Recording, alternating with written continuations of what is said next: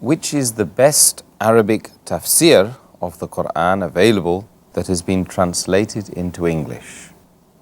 As far as the Arabic tafsirs are concerned, there are many tafsirs in Arabic. The two most well known amongst all the Arabic tafsirs is of Tabari and the other is Ibn Kathir. There are many other tafsirs, for example, Qurtubi, then Zamakhshari, Kashaf, and various others. But the two most famous are Tabari and Ibn Kathir. Only Ibn Kathir has been translated into English by many other publishers, including Dar es-Salaam from Riyadh. The name of the commentator of the Quran, Tabari, the full name is Imam Muhammad Ibn Jarir Al-Tabari. And he was born in 224 AH after Hijri and died in 310 AH after Hijri at the age of 86. And according to Ibn Khuzaymah, he says that he has read the book from the start to the end. And he does not know of any person more knowledgeable than Ibn Jarir in the full world as far as knowledge of the Quran is concerned. There are many comments by various scholars on the commentary of Al-Tabari.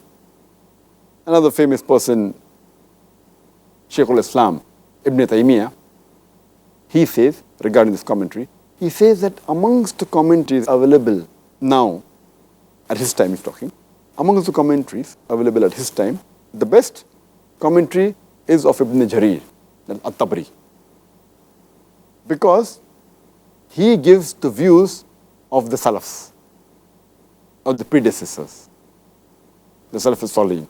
And he also quotes from authentic sanad. The sanad is authentic. He does not quote sources which are dubious, which are doubtful. Neither does he quote bidah, that is innovation. That is the reason Shaykh al-Islam Ibn Taymiyyah preferred his commentary the best. And in another book he has given his comments, again Shaykh al-Islam Ibn Taymiyyah, he says that Tabari, he quotes from the Sahabas, from the Tabains and the Tabains, that the followers of the Tabain. And he even gives the exact sanad, mentioning each name. So those who are scholars, it's good for them, they can go back and check each Ravi, each narrator, and check his authenticity, which may not be useful for a layman, common man like you and me. You know, he says, Shaykh al-Islam Ibn Taymiyyah, that a common man is only interested in knowing whether the hadith is sahih or zaif or mawdu. He may not be interested in the sanad. So therefore this commentary is very good for the scholars and the seekers of knowledge. The other Arabic tafsir, which is very good and very famous, it is Ibn Kathir.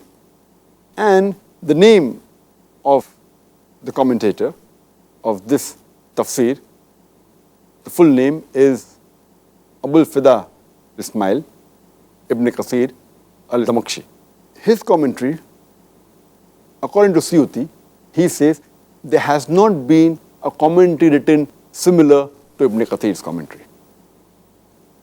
And if you read Ibn Kathir's commentary, he gives cross-references and he quotes other verses of the Quran. He gives the commentary of the Quran from the Quran itself.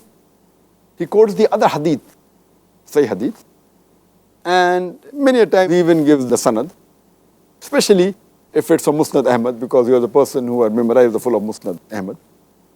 So it becomes helpful for a person to check whether it's right or wrong. So Ibn Kathir itself, mashallah, its commentary is very good. So these two commentaries, At-Tabari and Ibn Kathir, are the best. In short, as far as these two best commentaries are concerned, At-Tabari is more famous and better, but it's specially for the scholars and the seekers of knowledge.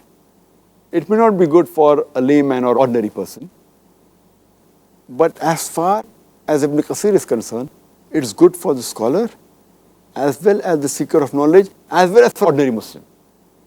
These two commentaries in Arabic are the two best one according to my knowledge, alhamdulillah, and Allahu Alam.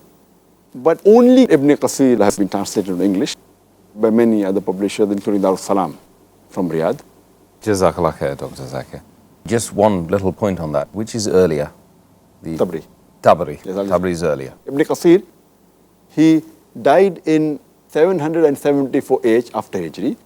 He came about 4.5 centuries after Tabari. Okay, thank you very much for that clarification.